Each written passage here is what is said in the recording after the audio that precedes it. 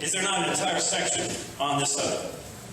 No, yes, I may have changed my mind in the meantime on that, so it's unfair. I may have changed my mind about Mithra, for example. Is your book for sale back? Yes, sir.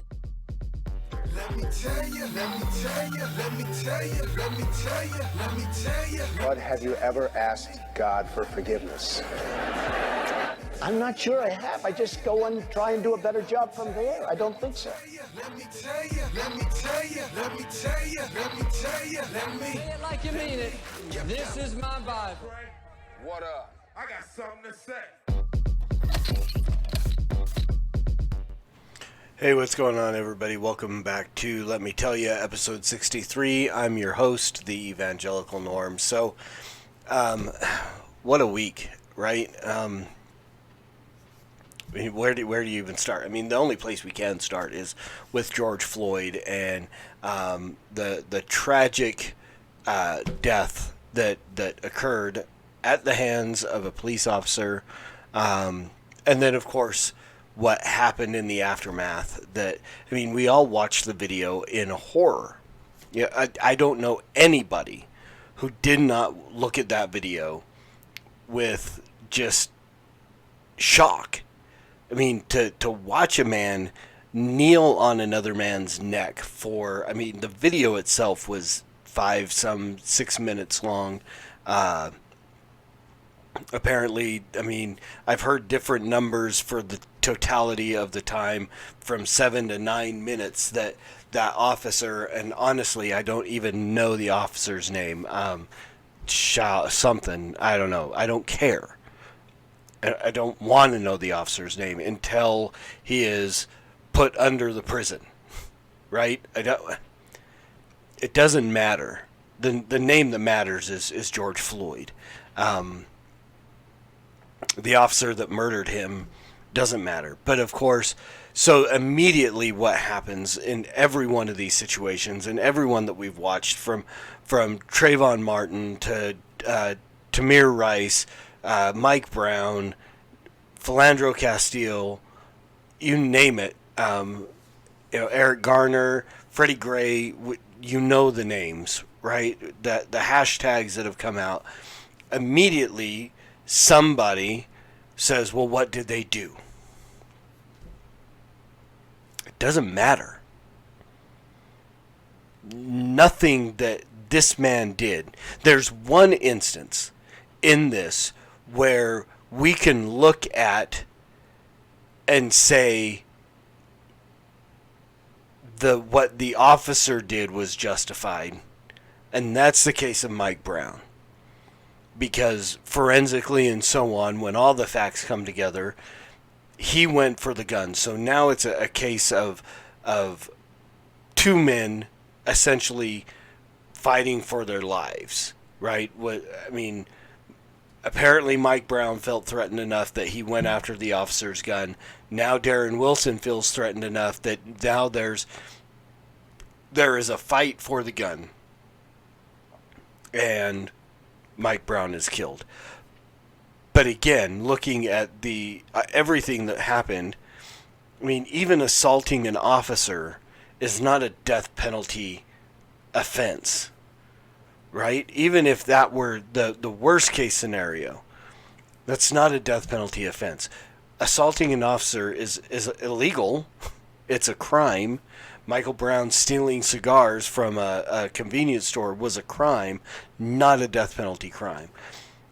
George Floyd, and again, the stories that I hear, I don't know the definitive what happened, whether it was forging a illegal check of some kind, or also read that he passed a counterfeit $20 bill. None of these things are death penalty crimes. These are not things that warrant dying. Even resisting arrest, if that were the case. And from what I've seen little clips and bits and pieces of the videos. The one video that I have seen and watched is the kneeling on his neck. What caused him to die? So I don't know what they defined as resisting arrest, but then the picture from the other side is there are 3 officers holding him down. He is handcuffed, held down by 3 officers, one of whom has their knee on his neck. This entire situation was excessive force. It was bad police work. Now again, we come to all the questions come up, and initially it's racism. Well, the reality is we have, except for the fact that George Floyd, that George Floyd is a black man, there's nothing to indicate that race was a factor. What we have is that it was just bad police work, right? But again, we can back. Let me back up, because yes and no. Kurt Kennedy tweeted after Ahmaud Arbery was murdered. The tweet, and it'll stick with me forever. I mean, because it's such a precise definition of what this is about. And he tweeted out, "I don't fit the description of a crime. I fit the description of your fear." That's the only reason why you have 3 men, one of whom has their knee on his neck, holding this man down, is the fear. The fear of a black man. And in that, so again, is it that these officers, maybe this officer, the one who knelt on his neck, was a racist. We don't know. We have nothing to say that he was a white supremacist or a racist or anything, that he got up that morning with the intention of going out and murdering a black man. But we can what's the word I want to look for? Not accurately, but we can, within the realm of probability, we can assume that there was a level of fear. I mean, there are stories coming out that these 2 guys, the George and the police officer who killed him, worked together a year ago as security in a nightclub in Minneapolis. So, I mean, that opens the door to all kinds of other issues. Was there a personal thing? Did this officer recognize him and remember some beef that he had with him in the past? I don't know. But what we do know, and this will lead into the rest of it, is I can't say absolutely for sure that this incident was a case of systemic racism. But what we can say, based on overwhelming just incidents of what is happening, is, and again, I have to choose my words carefully, that it absolutely appears, because somebody's going to come back with some stats. Your Candace Owens or Ben Shapiro's or whoever, both of which I've listened to and have liked. I don't know if I really have a major argument with Ben Shapiro in this situation. I do with Candace Owen. But they're going to come with some statistics to say, well, white people are killed more by police than black.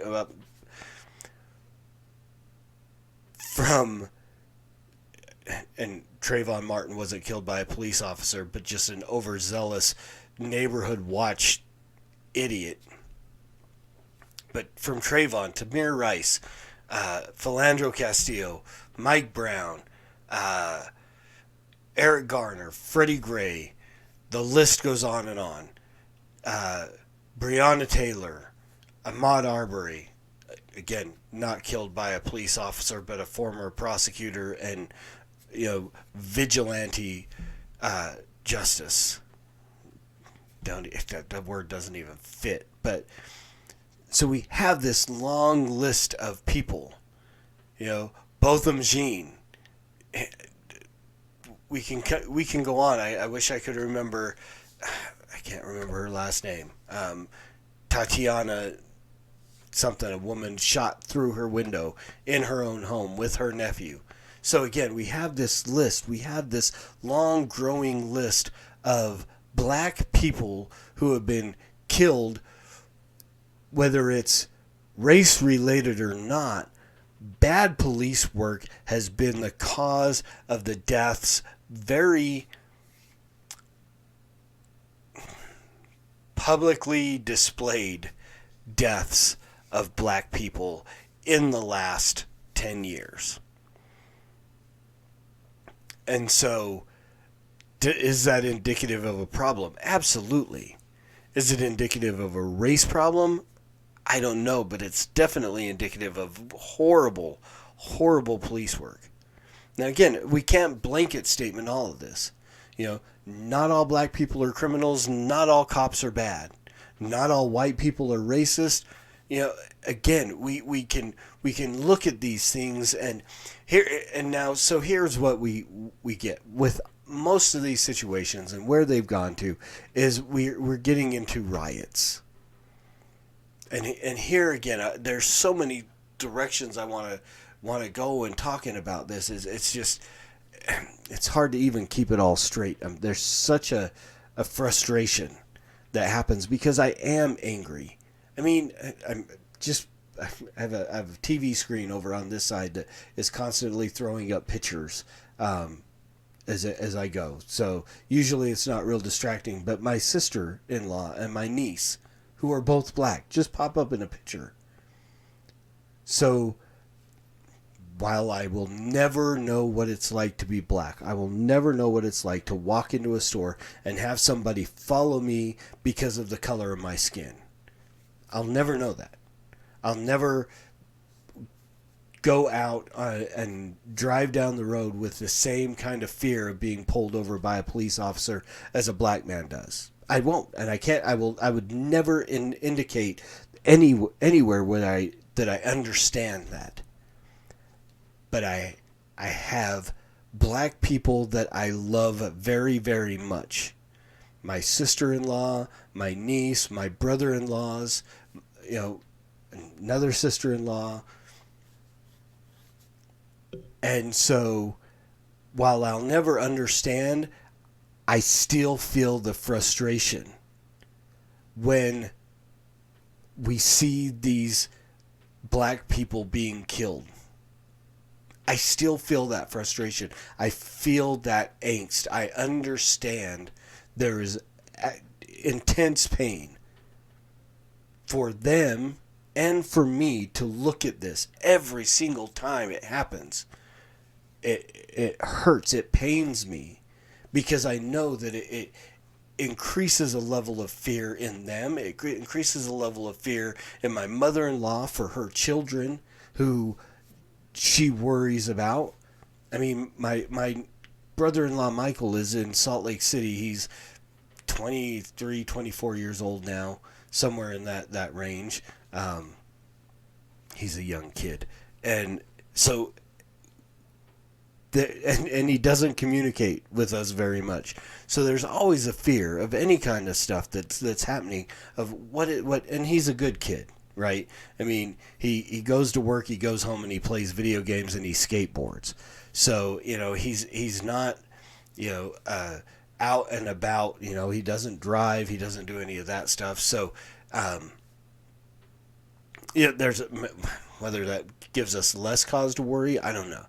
But we worry. His mom worries. His siblings worry. I worry. And so I understand to a point the frustration and the angst that is going on, but to let that lead to what it has led to, and again, the MLK quote has been floating around quite a bit. Riot is the language of the unheard. And I can understand to a point. I understand marching and protesting. I can even understand, I should have put the picture up. The Utah State Capitol yesterday, when the protests happened down there, just graffitied up. F the police, all this stuff. George Floyd's name's on the wall. Black Lives Matter, all the graffitis and the tags and so on. And it's horrible. That's criminal. But I can understand that to a point. I can understand the frustration of acting out in that sense. Where I have a serious problem, and many people do, and I've seen it, white, black, both sides, is the rioting and the looting and the absolute destruction of communities. I mean, how many? And we've seen it all over Portland, Seattle, Salt Lake City, Minneapolis. Of course, Minneapolis. This is the community that George Floyd lived in. And they're destroying, they looted the Target and destroyed it and burnt down an AutoZone, and other places have burnt down. And how many black-owned businesses have been looted and burnt down? And we've seen horrifying videos. A man in Dallas defending his business with a sword.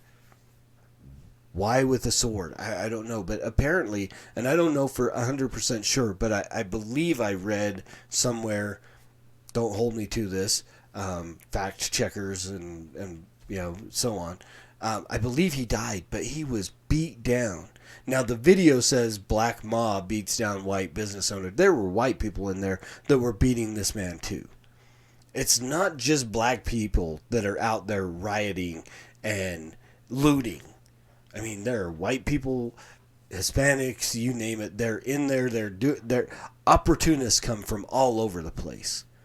We've heard the rumors that 80% of the people arrested were from out of state. Well, that number was incorrect, but it is reality that when these situations happen, Ferguson, Baltimore, so on, Minneapolis, when these things happen, that you get people who come from out of state, opportunists, who have no reason to come in, no valid reason to. If they're going to come and protest and march and great, but these people are coming in because they want the free TV. They want to get into that business that is being looted and take what they can. In Minneapolis, apparently there's videos of a white guy who started breaking windows. Well, okay, if a white guy goes through and starts breaking windows, doesn't mean everybody needs to. It's not suddenly free, is that enough to incite? Well, people go, oh, well, there the white guy did it. Well, no. The arguments are crazy that are popping up here and there about this stuff. And we're seeing horrifying videos. The guy beat down because he was defending his building. I watched a video of a woman who was defending her business, and she was beat up by dudes. This is a woman, and she was brutalized by these, and I won't call them men because they're not men. They're cowards. And then you get the people who are posting the things that if you're complaining about the riots, then you care more about materialistic stuff than you do about human lives and black lives and so on. And that's a BS argument too. That is such a false. I want to say false dichotomy, and I'm afraid that I'm using that term wrong. But it is. It's a false dichotomy that you if you complain and you have an issue with riots, that for whatever reason you didn't care about George Floyd. It is fully possible to be outraged by both. There are pictures right now of a black business owner that was killed because he was trying to defend his business against looters.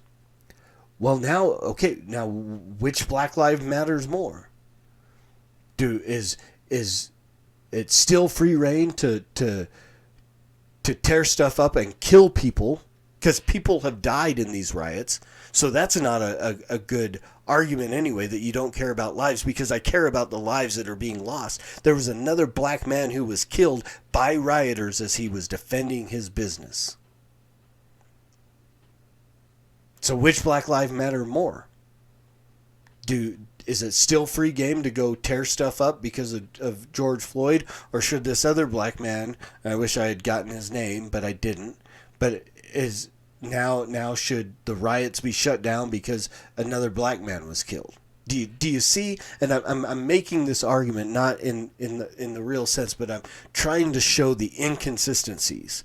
And then people who are like, well, you should just unfriend me if you care more about materialism than human life. No, because that was the same argument that was happening a week ago when we were saying open up the economy. Well, you just want your economy back and your freedoms, and you don't care about people who are dying. Well, nobody's social distancing in these riots. And that seems to be okay. So again, the ridiculousness of the arguments is what I'm really trying to put down. And the fact that if we walk in a consistent worldview, then we can walk and we can say we are outraged by both. I am furious that another white police officer has killed another black man. Because now we see the same things happening that has happened in every single one of these. And predictably, everyone's like, well, the armed people protests to open up the economy got white guys with guns and no one bothered them. But the police responded immediately to these with riot gear. It's because history has shown that that's the direction these goes. Ferguson, Baltimore, so on. History has shown that when these situations happen, that they're absolutely tragic, that riots happen afterwards. So police prepare in riot gear. When you have other armed protests at state capitals over opening the economy, we have no history of those turning into violent riots. So no, police don't respond in riot gear. So it's comparing apples to battleships again. When in reality, and again, I go back to Kurt Kennedy and the song No Justice off of his album C4, where he talks about, again, was the cop a racist, or was the guy going after the gun, or whatever? Have we forgot that somebody just lost a son? I don't know if George Floyd was married. I don't know if he had a wife. I don't know if he had kids, but I know he had a mama. And I'll tell you this, and I've said it on Facebook, and I'll say it right here. As all these people are coming out and looting, and I understand protest. I understand demonstrating to say we feel like there is a problem in the community with black men being killed by police officers. I understand that. I understand wanting your voice to be heard. But that does not translate into stealing flat screen TVs and burning down a Target. How do you make that connection? How? It's crime for crime, and the connections don't work. I can guarantee you this. George Floyd's mama is not sitting in her living room watching a brand new stolen TV tonight. I seriously doubt anyone in his circle of friends or anybody in his immediate community. I mean, I praise God that I'm reading things that he was saved, that he was a man of faith.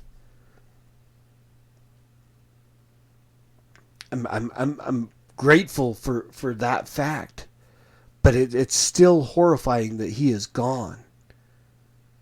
Because some police officer thought it necessary to kneel on his neck for up to 9 minutes. But how is burning down buildings and stealing things, how does that honor the memory of a Christian man? How? How is that honoring to him? To burn down the community in which he lived, in which he ministered, in which he cried out for young men to stay away from gun violence, to put down the guns, to stop being violent. How is violence honoring to this man's memory? It's not. It's not. Protesting, marching, understandable. Completely understandable. Maybe a little, again, it sounds almost duplicitous, but overturning a police car, breaking some windows in a police station, it's criminal, and I'm against it, but I can stretch and understand that. Graffiti on the state capitol, I can stretch and understand that. Because I've been frustrated in the past and I've wanted to break things and so on. But to steal and destroy, it's a far cry from protest and vandalism. And as many people are, and again, my wife made the comment, she almost feels, and so she's just kind of stayed out of it. As much as she wants to make comments and so on, she stayed out of it because she feels like she's damned if she does and she's damned if she doesn't. To repost the memes of Martin Luther King, who never was in a riot and never burned anything down and never killed anybody, never firebombed anything, never burned anything, right? But then the other people are coming back and going, well, he was assassinated and it obviously didn't change anything. So we have to do this. What did it change in Ferguson? What did it change in Baltimore? We're hearing people say that this is the only thing that anything is going to change. What has it changed? The definition of insanity is performing the same activities, expecting different results.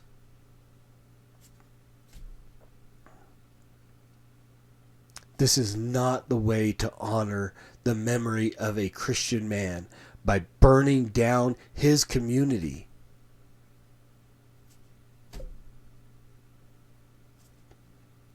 But maybe I'm just a racist white guy, and I don't care. And I care more about material stuff than this man here. Maybe I care about material stuff over the fear that my siblings, my wife's siblings, live with. Maybe I just care more about that. Or maybe I care about honoring the memory, honoring the mama of this man by not destroying her community that she still has to live in. Yes, I want to see justice. The police officer that knelt on his neck has been arrested. The other 3 officers that were there have been fired. I hope that in the days to come that they will be arrested as well and charged as accessories to murder. I'm hoping. We'll see. But the system is doing what the system can do. Is it a broken system? Maybe. Maybe we need some change to the system. Honestly, I would love to see some change to the system. I would have loved to have seen the very next day the officer that killed this man tried, sentenced, and executed. Take him out the back of the courthouse and put a bullet in his head. Because that would be justice. And I have no problem with that. I am all for the death penalty, and especially in a case like this where this man will go to prison and he'll have year after year after year of appeal. Why are we giving anybody appeal when we watched him murder this man? Put him in the courthouse, give him his trial, convict him, and put him to death in the back of the courthouse, put him in a box, put him in the ground, and be done with it. That's what I would love to see. So yes, maybe our system does need to be fixed. But the system as it is doing what it can. The officer's been arrested. He will be tried. I certainly hope he is convicted. Because if he's not, then we're going to go all through this cycle again. Just like we did in 94, 92. With the riots in 92. And then again in year after as these things have gone.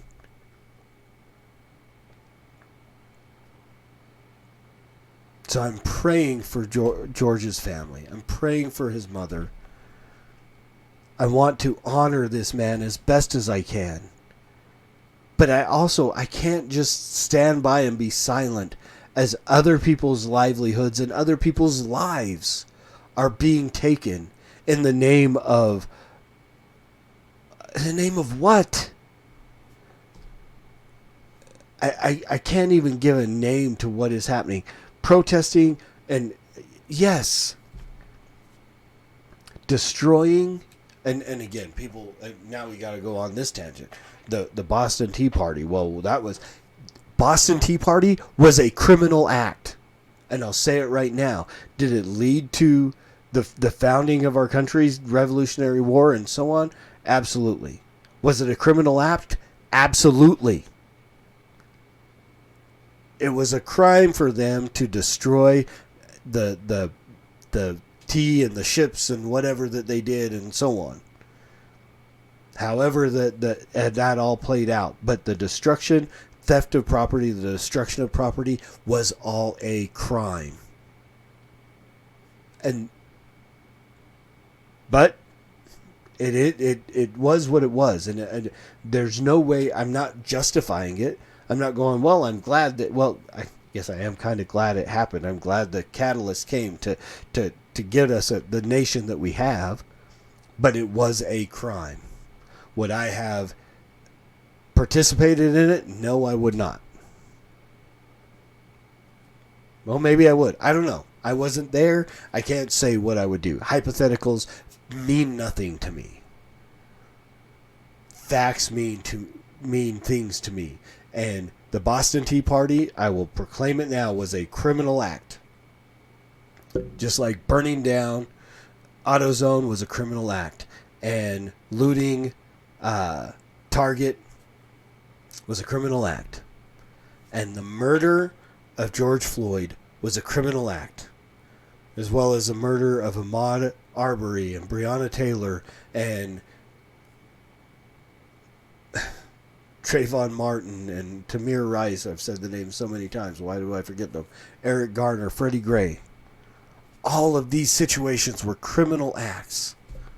And the people who executed these people should be tried and convicted. It's the same as this officer. But I would love to see the honoring of the memory of those who are dead be something aside from more violence. Find a way. There's got to be something other than more violence to try to honor the memory of a man who was murdered at the hands of a policeman.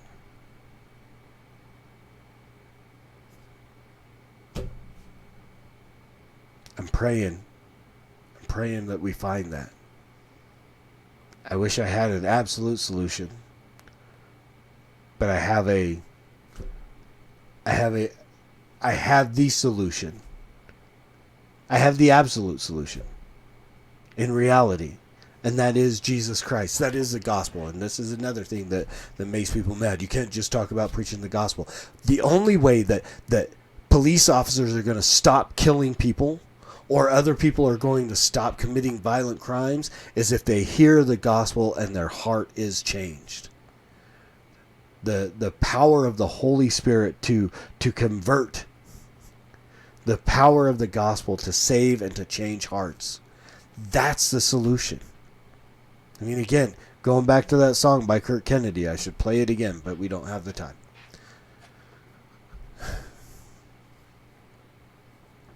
You know, I'm glad that I've got an answer. And the only way to get that answer out there is to go out and to preach the gospel. To go out and share with people. I mean, I'm watching videos of different people who are spending times, people who usually I see week after week at the abortion mills, they're now going out to the Black Lives Matters protests and preaching the gospel there. Because again, how are we going to change the hearts of people if we don't give them Jesus? And let them know that he went to the cross to pay the penalty for their sin, so that if they would repent and trust in him, that he would save them from the penalty of sin and change their hearts. And people like George Floyd, who have been changed by Christ, don't commit violent crime. Or don't plan. Right? And again, someone's going to argue that point, but we'll leave it at that. Jesus can save us from all of this. But we have to go out and we have to preach the gospel. We have to share with people, and that's a great way to honor the memory of a Christian man who was murdered. And you'll never convince me any otherwise. Candace Owen and her coroner report that says that he died from a heart condition complicated by intoxicants in his body, all of that was exacerbated by a knee on his neck.